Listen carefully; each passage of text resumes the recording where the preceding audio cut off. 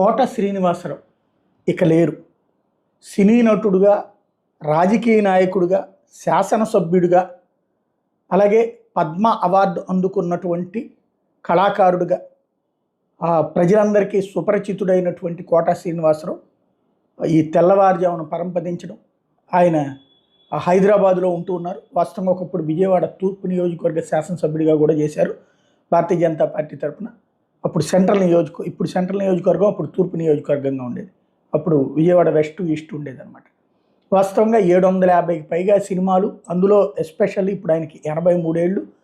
ఇప్పటికి కూడా మాట్లాడే మాటలో ఆ యాక్టివ్నెస్ పోదు. ఇప్పటికి కూడా సినిమాలు చేస్తానే ఉండాలన్నటువంటి ఒక తపన ఉన్నటువంటి మనిషి. తెల్లవారుజాము 4 గంటల సమయంలో ఆయన తుది శ్వాస విడిచారు. కొన్నాళ్ళుగా అనారోగ్యంతో బాధపడుతూ ఉన్నారు.